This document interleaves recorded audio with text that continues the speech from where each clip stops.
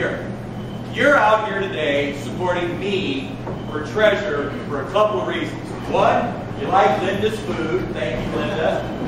Two, either Rich or Robin or Noreen corralled you someplace that got you here. I mean, I understand. So why are you supporting the treasurer? I get it for Bill Brady for governor. I get it for Mark Hurt for United States Senator. But you come down ballot, and I'll tell you, here's why. When you walk out of here, you're going to be really glad you came here, because the reason you're supporting Dan Rutherford for treasurer is because what's going on now in Illinois government is the part that people are really, really honked off about right now. They don't like the debt. They don't like the overspending. They don't like the cash flow that's going on, that's not going on right. They're mad as heck. And they want to have a chief financial officer of this state that's willing to not be the chicken about it and stand up and tell them what it's really all about.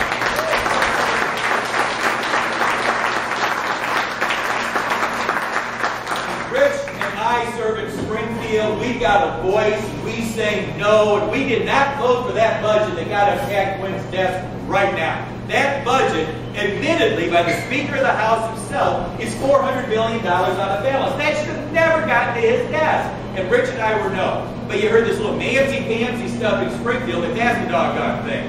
You know what the answer to the solution is right now by them? Is go borrow some more money. How much more money do we need to borrow in Illinois government before they wake up? Oh, the other answer? Let's raise the income tax. Now, let me tell you real quick, and I'm watching the clock so you're going to get out of here on time. I'm telling you, this is a state senator who has never, ever signed one of these pledges to say, I promise, cross my heart, hope to die, never to vote for an income tax increase. I've never done that because I don't think it's right to cut a deal before you're at the table to know what you got to deal with. But this is a state senator who has never voted for an income tax increase. And doggone it, I'm not about to right now because this government, the way it is structured, deserves no more of your money. What we have to do before you take another 67% in an income tax increase that passed the Senate, House Bill 174, Senate Amendment 2 is over in Rich's chamber right now. Passed the Senate. So when you pay $1 income tax now, if that becomes law, you pay $1.67 income tax. And one thing that most people don't know is in that bill, it also created a tax on services.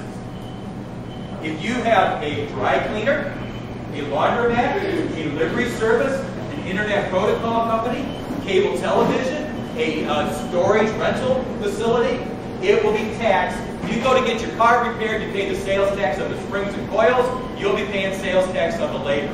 If that becomes law. That's in the House right now. And I talked to the folks in the media a little bit ago before we started our lunch today. Illinois needs to straighten itself out. The state treasurer of Illinois opened another satellite office. Now, how many of you, besides when I'm treasurer, and you're to come see me at the state capitol, have this burning desire and need to go walking into the office of the Illinois State Treasurer?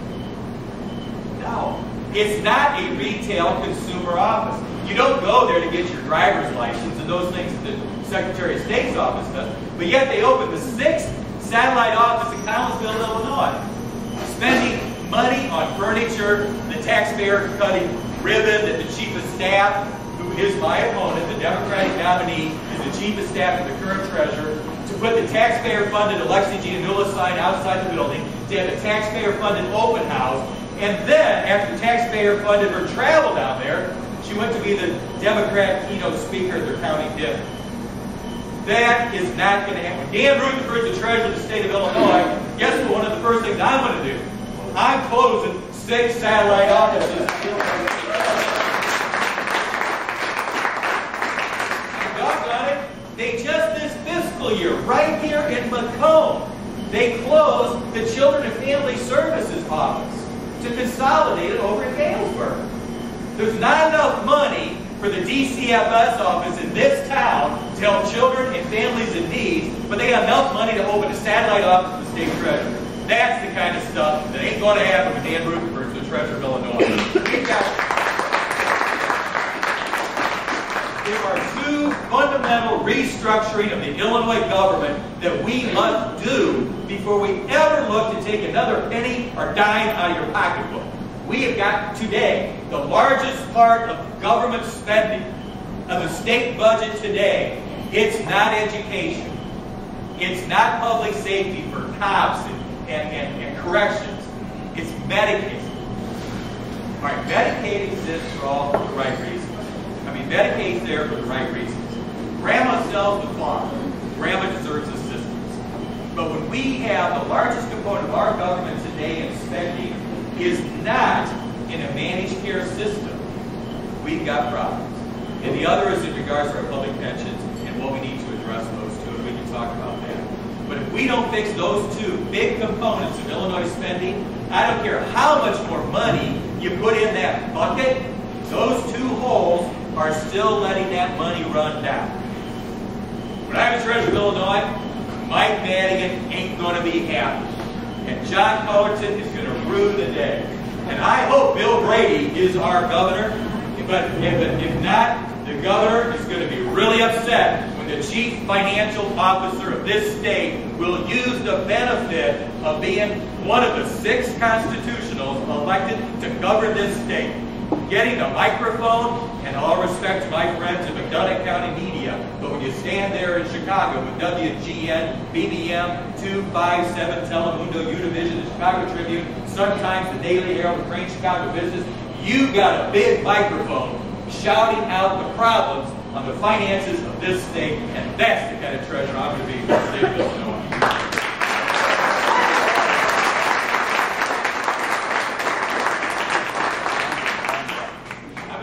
For individual questions, because I respect everybody having to be at work to help the economy to keep it growing so they don't think about raising our taxes. But let me just bring it to closure. I have not, when we talked about this, I was not prepared to walk in a room with this many people. I really was not.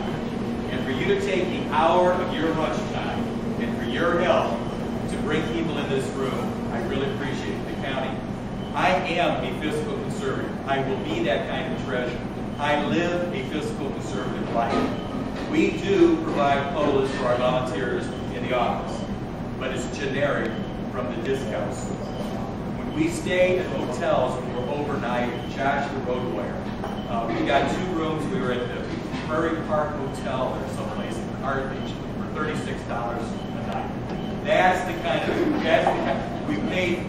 we pump our own gas, we get the discount. That's the kind of life I lead. Now, I'm not like Judy Barber, she's a treasurer. I'm not buying my clothes at the thrift shop. I'm not going to do that. God bless her, but I ain't going there. But I will tell you a side note. I will tell you a sidebar. Judy Barber is the nominee for Comptroller of Illinois. He's separately elected constitutional office. Dan Rutherford, nominee for Treasurer of Illinois, separately elected constitutional office. On August 19th, she and I are going to start a statewide circuit. I've already talked to the local media here. They're aware of it. We're going to do a statewide circuit, start kicking off, and announcing that the 2 nominees for 2 separate constitutional offices believe that one of them should be eliminated and combined into 1 constitutional office. That's the kind of fiscal conservatives you're having run for your statewide Republican. January 10th, 2011. Big building down the street from the Capitol. It's called the Prairie Capitol Convention Center. And at noon on that day, 6 people will walk onto a stage. Those 6 people will be who the 12.5 million people of Illinois have vested with the responsibility to govern for the next 4 years. I intend to be on that stage. And what I want you to do is, if it's possible, I want you to join me in the Capitol Convention Center, and if not, afterwards. Because when I raise my right hand to take the oath of office, because of the constitutional protocol, the first office to take the oath is the office of Illinois Treasurer. And when I take that oath of office, I will be the first Republican to hold a statewide office in this state for 8 years. And we're done with that ceremony in that building at noon. We're going down the street. We're having one heck of a party. I want you all to be there. Because that next morning, Illinois is on its way back to some new things happening.